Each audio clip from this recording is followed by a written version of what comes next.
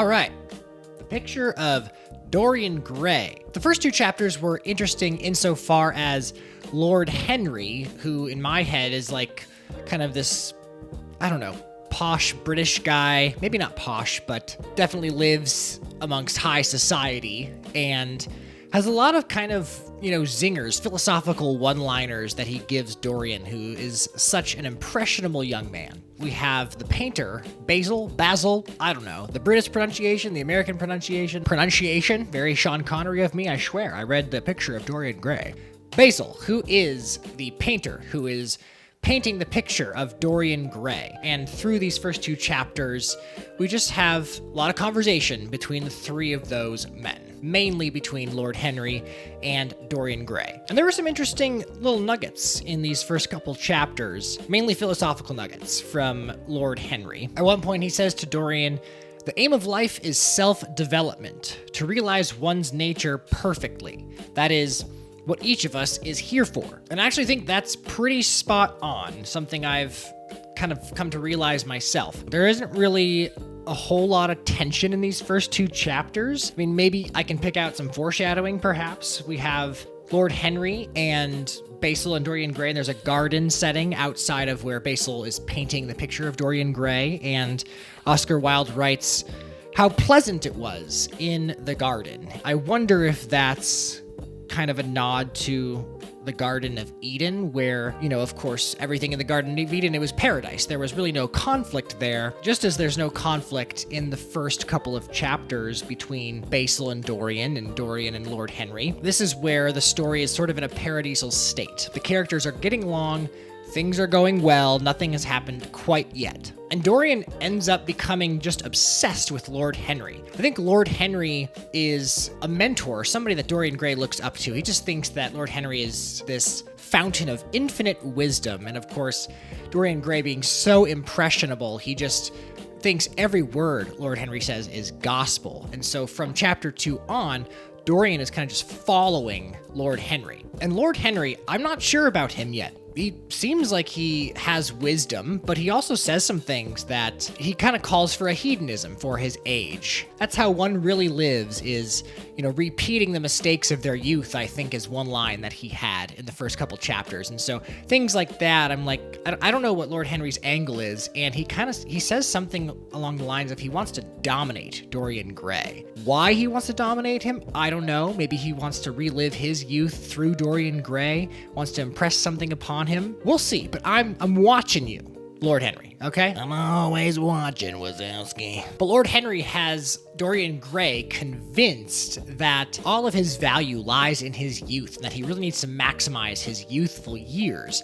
And Dorian Gray, he doesn't take that very well. He kind of just gets really emotional about it and takes it as more of a gut punch than anything else. And so as he's speaking with Lord Henry, he cries, becomes very emotional, and that's when, I don't know if it's a famous line or not, but that's when he says, I wish my picture, the portrait that Basil has painted of me, would take on, the aging and all of my flaws instead of me. I wish I could just live on like this forever, how I look now. And so perhaps maybe there's some Freaky Friday magic that goes into this at one point or another, where in fact the portrait does take on all of the consequences of Dorian Gray's actions. But as Dorian Gray gets out into the world, he finds himself a girlfriend, kind of becomes obsessed with her, and she with him as well. And Lord Henry, I think, becomes a little jealous of this. Lord Henry did say that he wanted to dominate Dorian Gray in some way, and he can't do that if Dorian Gray's attention is elsewhere on this girl. And this young girl is an aspiring young actress who plays the character of Juliet in, you guessed it, Romeo and Juliet. There's some interesting character dynamics with this young actress and her family. She's got kind of a weird mom who's like, I don't know, she's weird. Controlling, but also detached. I don't know. I'm skeptical of her.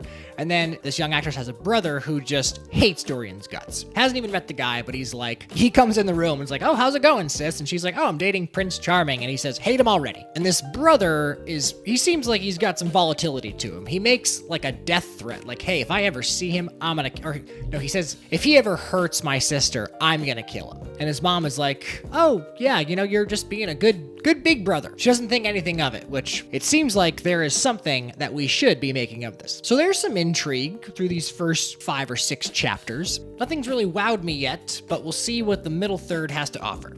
Okay, so I'm through chapter 12, and I've gotta say, the second third of this book is fairly compelling. The end of the second third is the tragic conclusion of Dorian and Sibyl's relationship, like 5-second relationship. And poor Sibyl, my gosh, she basically poured her heart out to Dorian, and Dorian just devastated her. It's really heartbreaking to see how somebody who truly loves somebody is crushed like that. But Dorian wanted Sibyl to become an actress so he could basically trophy wife her around to all of his aristocratic friends and have like any success that she achieved be attached to his name. Dorian holds vanity as his highest ideal now, ever since Lord Henry in the first third of the book put that in his head as something that should be really preserved and attained and looked after. And for the record, I don't think Sibyl's love for Dorian was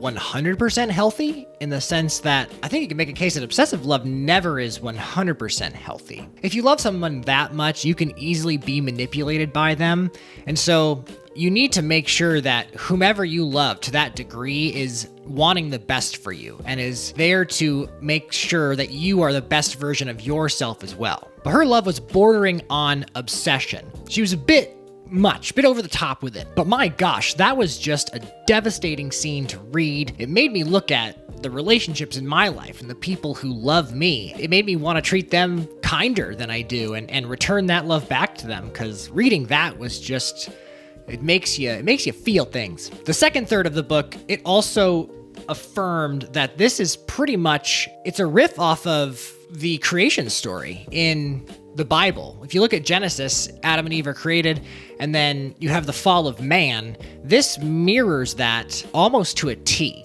There are some variations, but by all accounts, how I have it is Basil is God, Lord Henry is the devil, and Dorian is Adam. But you have at the start of the book, Lord Henry, Dorian, and Basil. Basil is painting a picture of Dorian Gray. They're in Basil's house, which is literally surrounded by a garden. The beginning of the book, they're in a paradisal state, just exactly like Adam and Eve walk with God in the Garden of Eden, in a paradisal state. Everything's hunky-dory, everything's great. And the picture that Basil is painting, it's stated that Basil is painting Dorian, but he is putting his own image into Dorian's likeness, which God created Adam and Eve and used his own likeness to do so. And Basil even mentions that Dorian's portrait, he wishes for it to not be displayed in any art gallery because there's too much of himself in the portrait. And he thinks that that will lead to people worshiping the portrait, and it'll lead to a form of idolatry. I think that speaks to this parallel to the Bible where God is putting himself into the portrait. Then you have Lord Henry, who I think is the devil incarnated in this book. He comes into the garden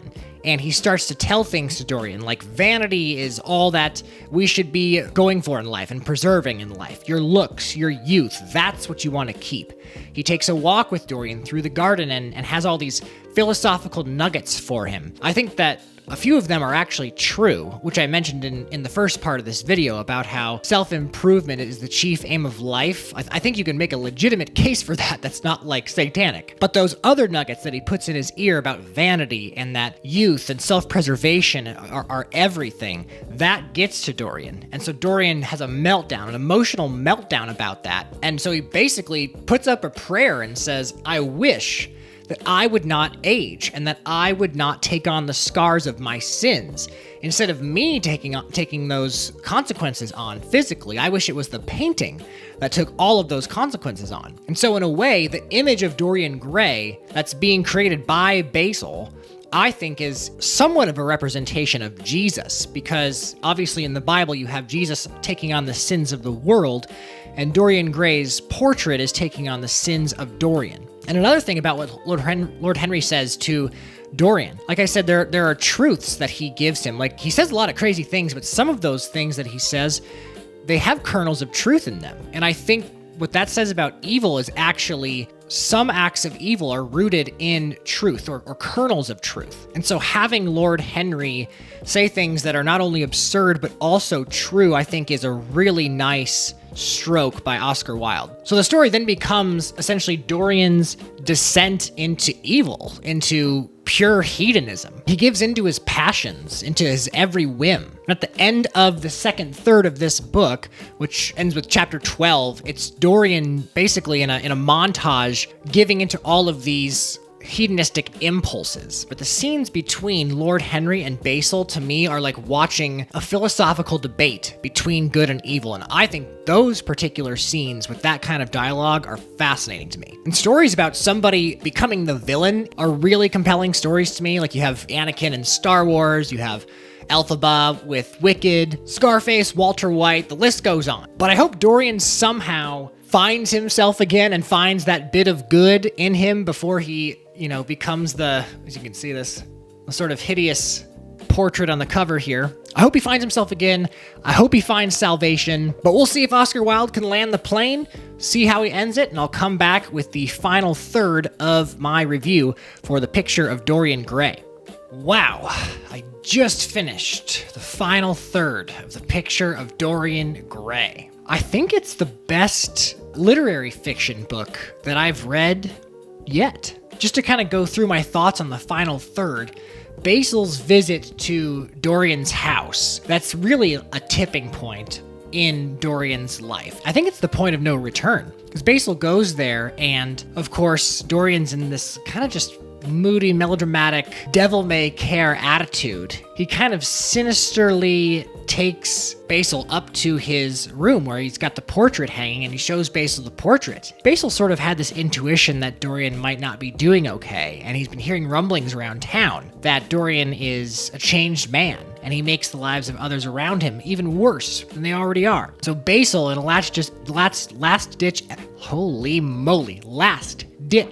effort. Words are hard. He goes to see Dorian and just implores him to turn his life around. And Basil, of course, sees the portrait of Dorian Gray and how it's changed and how it's warped, and is in horror of the whole thing, and basically asks Dorian to pray with him to try to undo the prayer that Dorian had originally made, and Dorian does not go with it. He ends up feeling this incredible hatred, deep-rooted hatred toward Basil. And so in a fit of hatred and a fit of rage, he grabs a knife and just murders him. And in that moment, as the Emperor would say, his journey toward the dark side was complete. All right, that's enough Emperor impressions for the day. But Dorian's life it escalates. It spirals from there. He becomes paranoid. He thinks that around every corner, there is a threat that somebody will discover his secret, that he ain't such a great guy. But then in a very crime and punishment kind of way, his conscience, I think, starts to weigh on him. Where this book differs from Crime and Punishment is Dorian acts on that, and he